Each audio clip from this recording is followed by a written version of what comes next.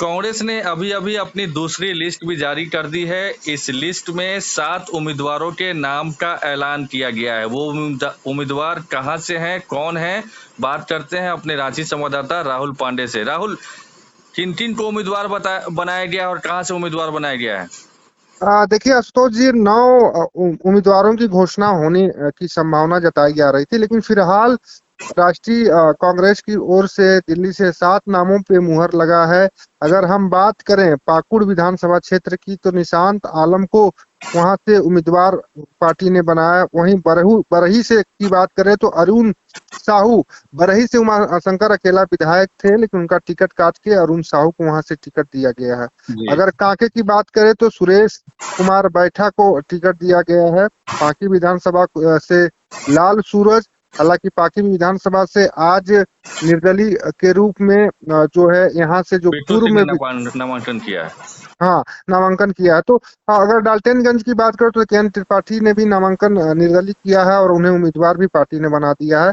अब यहाँ पर आप एक चीज और देखें कि विश्रामपुर से कांग्रेस ने उम्मीदवार दिया है सुधीर कुमार चंद्रवंशी को, लेकिन वहां से आरजेडी ने भी नरेश सिंह को उम्मीदवार बनाया है और उन्होंने आज नामांकन भी कर दिया है। तो आरजेडी के सिंबल पर चुनाव लड़ेंगे।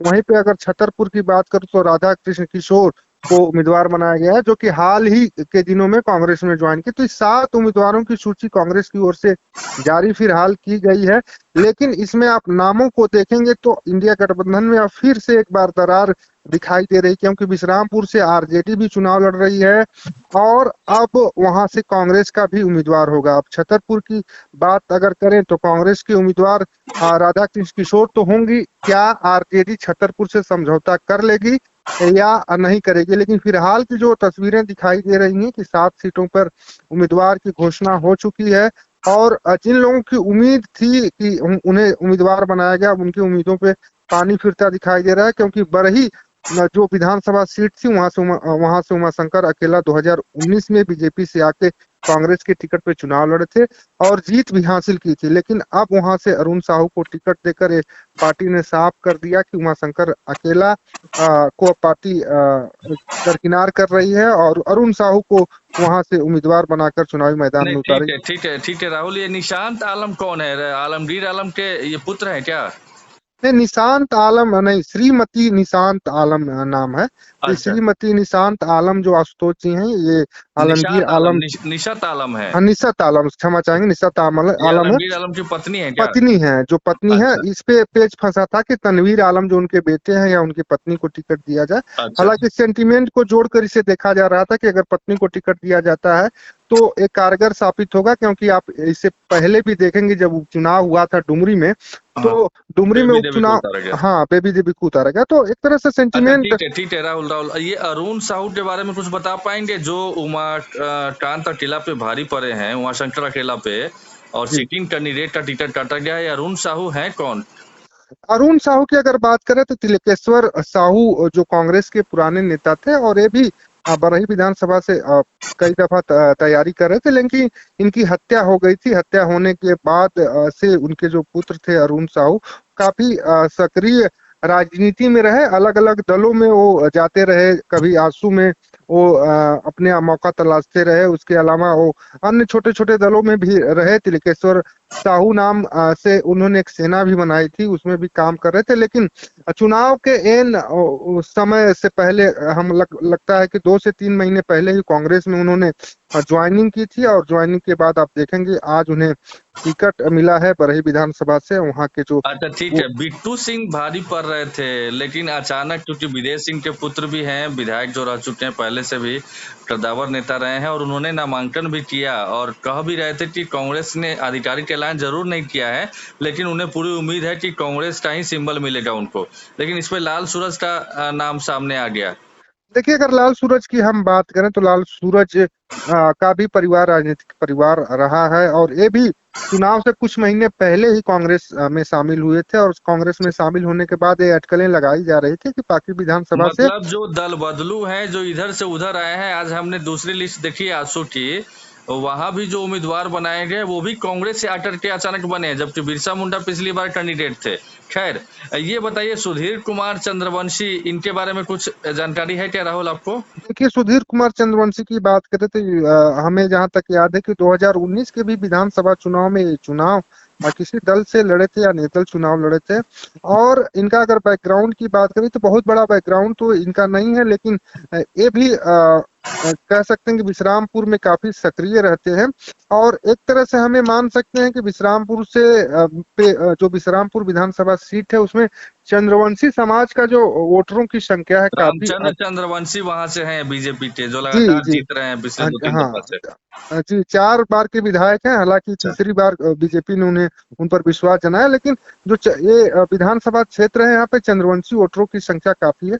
अब देखना ये होगा कि सुधीर चंद्रवंशी और आरजेडी से नरेश सिंह और उसके बाद बीजेपी से 2 बार से लगातार जीतते हुए आ रहे पूर्व स्वास्थ्य मंत्री जो रामचंद्र चंद्रवंशी, इन तीनों के बीच में जो लड़ाई है, इस लड़ाई ठीक में है राहुल, कौन जीता इस लिस्ट में 7 नाम है, लेकिन इसमें से 2-3 आपने बताया कि ये सब दूसरे दल से आकर के ये उम्मीदवार बने हैं कांग्रेस से, तो बेहद ये चौंकाने वाली लिस्ट है, सरप्राइजिंग नाम है। एक जो ये नाम है सुरेश कुमार बैठा, जहां तक मुझे लगता है कि ये लगातार चुनाव लड़ रहे हैं कांग्रेस से, वहां से कांके से।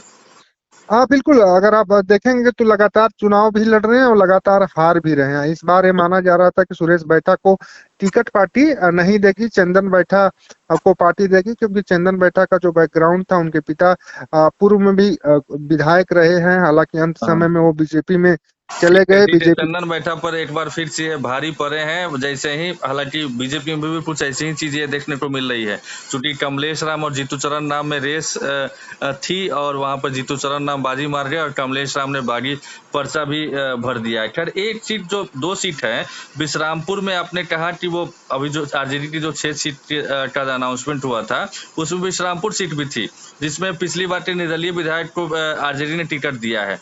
तो ये कहाँ पेच फंस गया कि आरजेडी ने भी अनाउंसमेंट कर दिया और फिर कांग्रेस ने भी, ठीक वैसे ही जैसे कि यहाँ पर हुआ था पिछली बार जो लिस्ट देखी जाए तो उसमें वाम दलों का, जेएमएम ने हाँ राजधनवार से किया था हाँ वाम दल और वहां से जो सीपीआई एमएल के भी राजकुमार यादव चुनाव लड़ रहे हैं। जी जी जी बिल्कुल।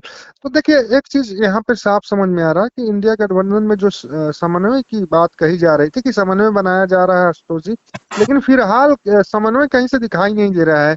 जेएमएम अपने मन मुताबिक लिस्ट जारी कर रहा है। अगर माले की बात करें तो राजकुमार की जो बात आप कर रहे हैं तो काफी पुराने माले के कम्युनिस्ट विचारधारा के जो निजामुद्दीन अंसारी को हेमंत सोरेन ने कैंडिडेट बनाया है, वो पिछली बार 7वें नंबर पे रहे थे, 14-15 हजार के आसपास वोट आया था उनको, फिर भी उनको उम्मीदवार बनाया गया, यानी कि वैसी की पार्टी से भी कम वोट लाया था उन्होंने।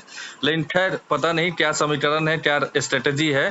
खैर, आपको लगता है कि ये फाइनल लिस्ट है या फिर और भी लिस्ट आ सकती है कांग्रेस की तरफ से, नहीं, चूंकि कांग्रेस 21 और 7 28 सीट हो गई है? देखिए, कांग्रेस की तरफ से और भी लिस्ट आने की उम्मीद जताई जा रही है, इसलिए कि अगर साथ देखेंगे तो 28 सीट, तो 30 सीट तो उनके कोटे की जो 29 या 30 सीटों की बात की जा रही थी तो वो अभी बच रही है। तो मान के चलिए अगर 30 सीट पे भी चुनाव कांग्रेस लड़ती है तो 2 उम्मीदवार वो हो गए, और बाकी जो 6, 5, 11, 6 हम इसलिए कह रहे हैं कि 6 सीटों पर आरजेडी ने अपने उम्मीदवार उतारे हैं। बाकी 5 सीटें जो बच रही थी वाम दल के लिए, तो वाम दल से तो बात नहीं बनी, वो अलग रास्ता अख्तियार करने की तैयारी में है। लगभग वो सारी चीजें तो तय वो भी हो सीटें भी चुकी। आपस में जेएमएम और हाँ कांग्रेस बांट लेंगे। बिल्कुल बिल्कुल बिल्कुल। खैर, चलिए, तमाम जानकारी के लिए बहुत बहुत धन्यवाद राहुल।